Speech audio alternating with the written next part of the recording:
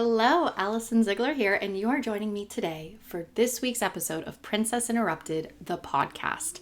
Today we're going to be diving into a topic that I used to really struggle with on my manifestation journey, and it's what to do when your manifestations aren't here yet. Because if you desire it, it is because it is inevitably meant for you. So this podcast will hopefully help you regain a sense of clarity, regain a sense of hope in what you're creating. And my overall goal and intention is to help get you into a state and a vibe where you start to feel a little bit better about the things that you're calling into your life, and you have a game plan for if there's energetic shifts that need to happen, where you can make them, how you can make them, mistakes you might be making. When there's a gap between your desired reality and your experienced reality, there are often three things that are really at play here that can make all of the difference between something that you're desiring to manifesting and something that you're You're not in the camera frame. Come here. I'd love for you to be a part of the podcast, but you've got to participate then.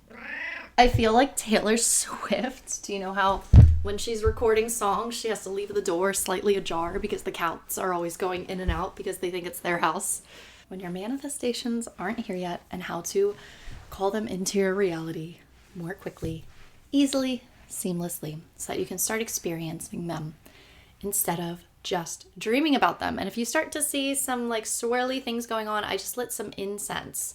I'm going to open a window ajar too. When your manifestations aren't here yet, it's likely because there's an energetic disconnect. In order to reconnect energetically, these are my 3 best practices. Number 1, there is an incongruence between your self-image and the manifestation. Your self-image is the way you see yourself. There is a disconnect between that which you are desiring and that in which you see yourself. Let's say that you really want a new job. You have been applying and maybe getting passed over for opportunities, and it's frustrating and you don't know what's wrong.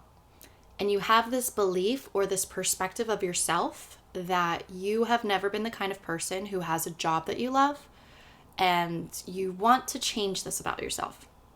And you apply for jobs that seem to be your dream job, and these opportunities just keep passing you by. What may be happening here is not that you're not a qualified candidate. It's not that you're not going through the right motions. Energetically, the disconnect is that the new job would require you to step into a new persona. It would require you to change the way you perceive yourself. What would it be like to be this career woman who has a job that she loves, who's the kind of person where people look to you and maybe they even define you by your job? How does that feel in your body? On a conscious level, you may be saying, yeah, that's great. That's exactly what I want. But on some subconscious level, there is a part of your identity that is being threatened by the change that you are desiring to manifest. Oftentimes, this comes into play when people over-identify with their struggles. And consciously, this isn't something that you want, but you have this energetic set point from which you've been operating. And what you're manifesting is a threat to the way that your ego perceives itself.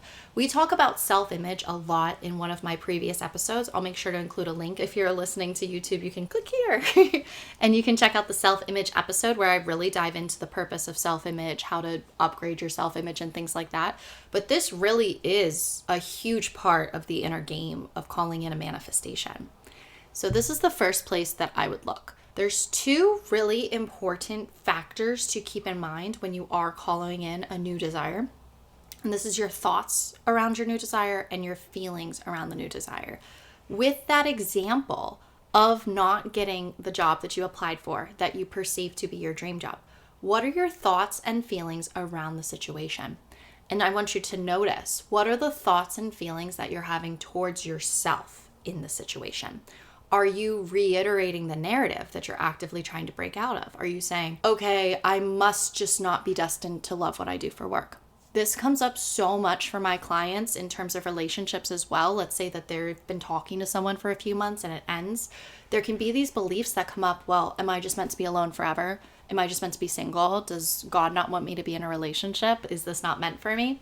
It can be so easy when something happens that's unwanted to use it to reiterate the limitations of our ego. Because again, the ego's job is to keep you safe. The ego's job is self-preservation. The ego's job is to keep you exactly as you are, because then it can control your environment.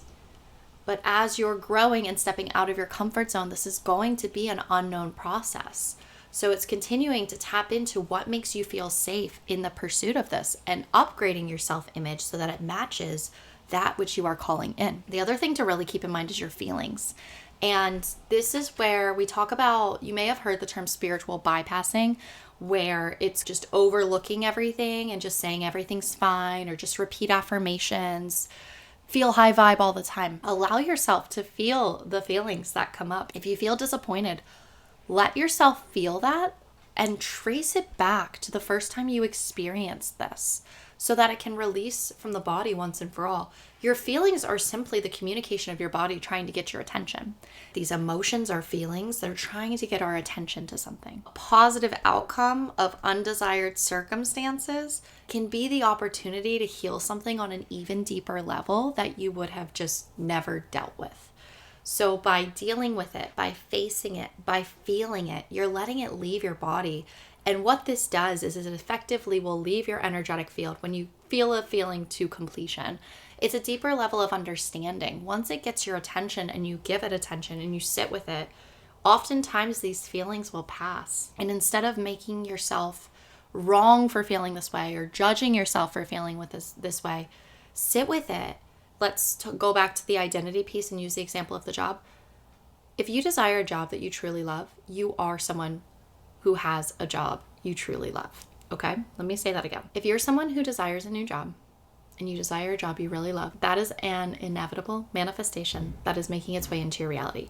You, at some point of time in the future, are going to become someone who has a job that they absolutely love, even though you currently define yourself as someone who has never had a job you love.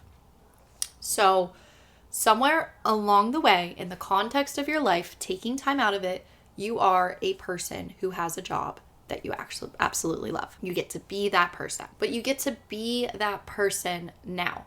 So with these negative feelings, when something happens that doesn't match the way that you identify, you get to reject it. Where this comes into play as well, let's say you're manifesting a relationship. You can think thoughts of, I'm worthy, I'm lovable, but if you feel like crap and you're dating someone who makes you feel bad about yourself, that is going to show through in your point of attraction.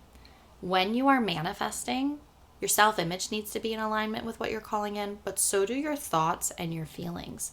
And you can tell how close you're coming to your desired reality by the predominant emotions that you're feeling.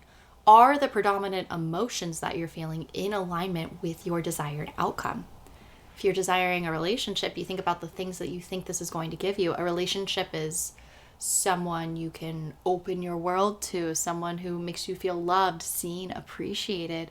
Are you feeling those things in your current day-to-day, or are you feeling self-conscious?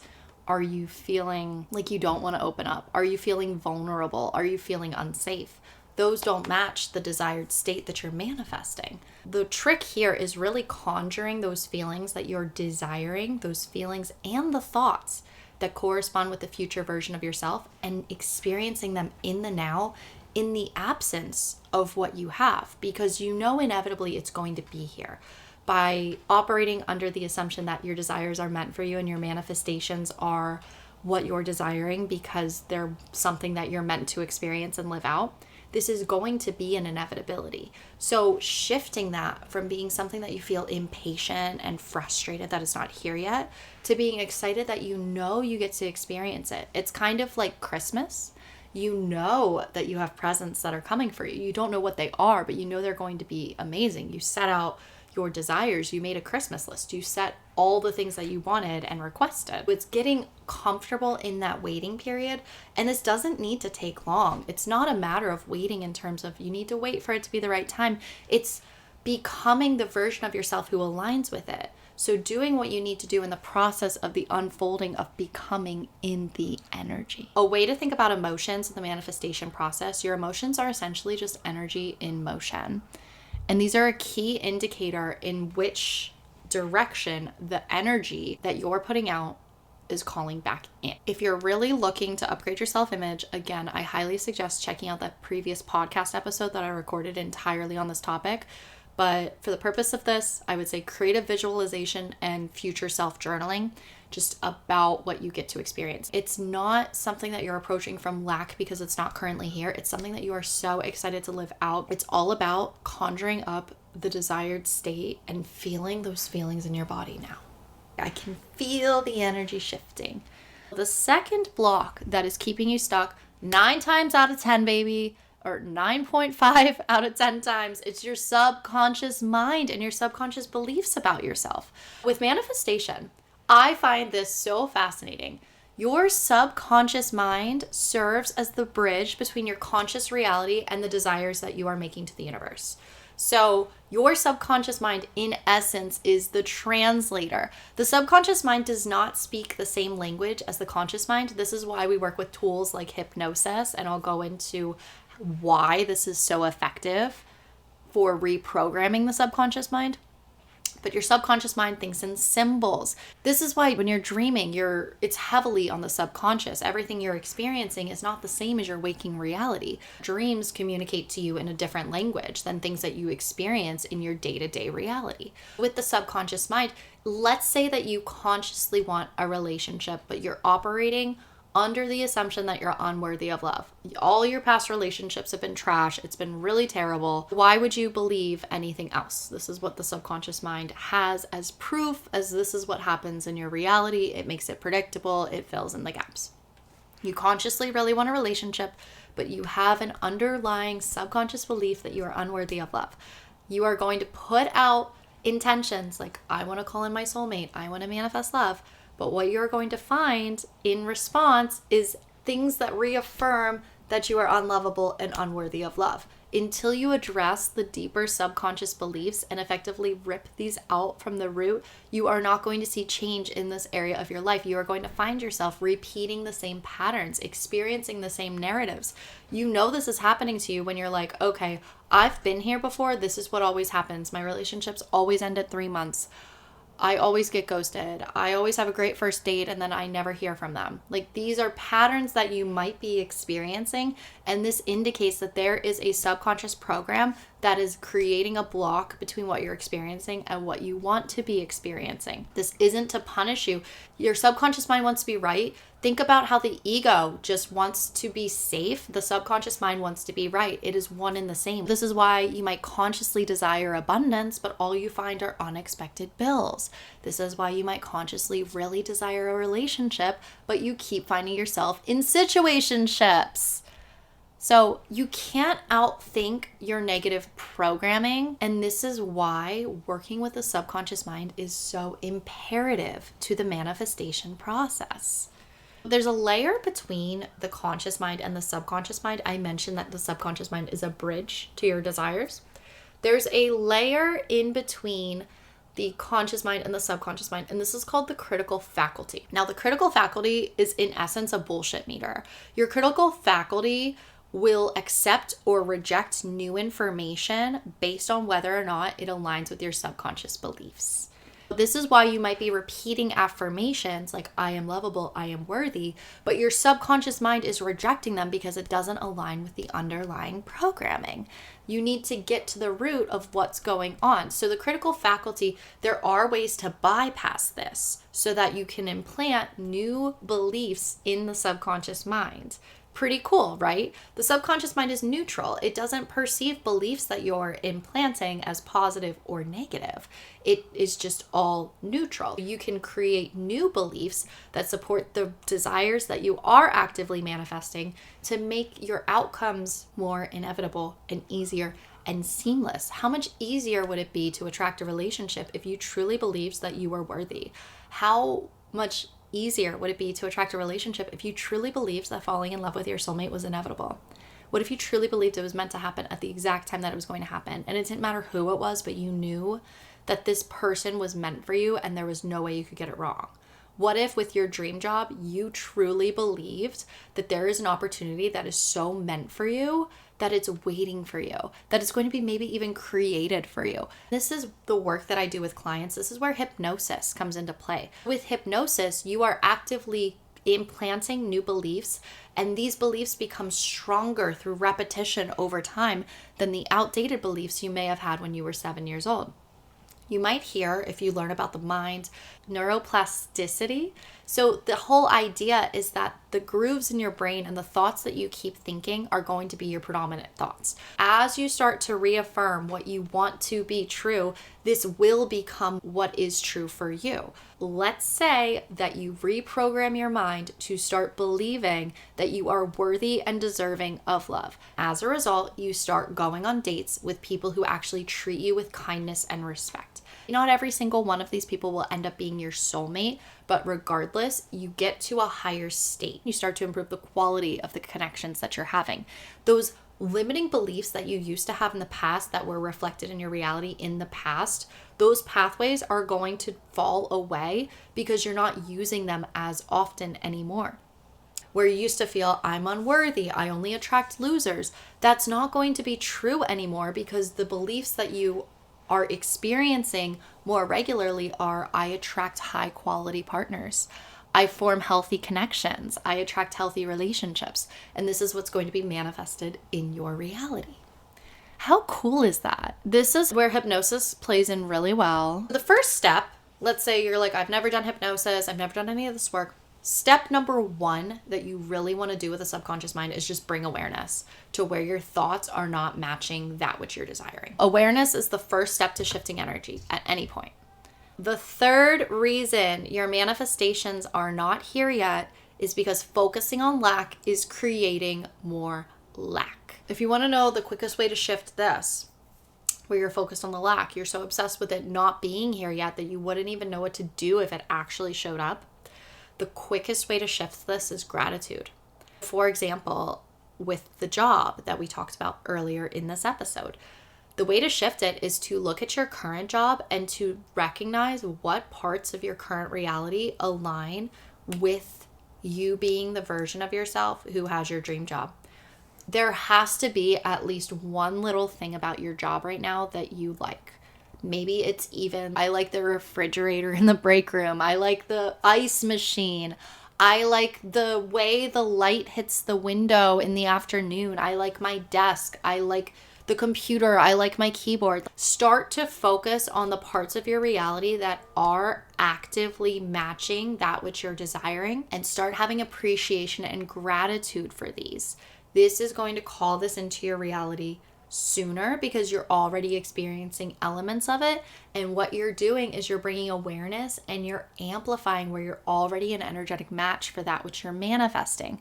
And what this does is it takes the emphasis off of it not being here and it starts to amp up the energy of it already being here. It really is taking the magnet and just turning the volume up, and it's making it so that it's inevitably going to be attracted to you from the place in which you are operating. What you're doing here is you're really looking for evidence that what you want does exist. When it's in your reality, it's in the vicinity. It's showing you what exists.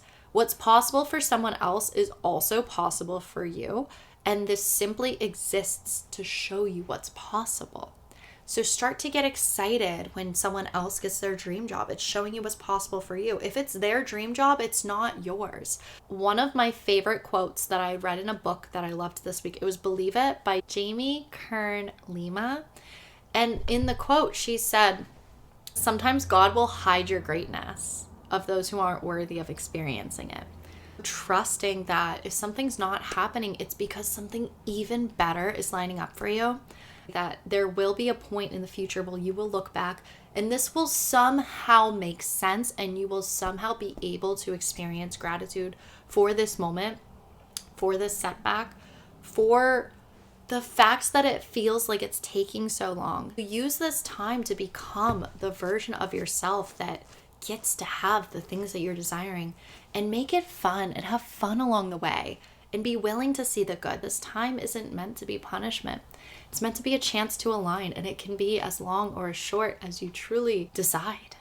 It really is a decision. With that, I have some pretty remarkable offers that I am launching on my website on a secret link. I'm going to include that in the show notes. If you listen to the podcast, you definitely get access to this before it's live. And these specials are 6 different ways to work together, 3 coaching offers, and I'm also going to be relaunching a digital program, and you'll have an opportunity to be in the creation round of this. All of the details are included on the link that I'm going to include in the show notes, but I just wanted to say this is my way of giving back to you and showing my appreciation and my gratitude just for this journey, for this opportunity to share these concepts with you. Please share your wins with me. Nothing brings me more joy than seeing how this work helps you and imagining this in some way helping you reach your potential and become happier and more fulfilled and going after your dreams and not settling for the way that things have been and not using your past as a means to create your future, but truly believing in yourself and truly going for it. I love you so freaking much. And that's this week's episode of Princess Interrupted. Catch me in the next one.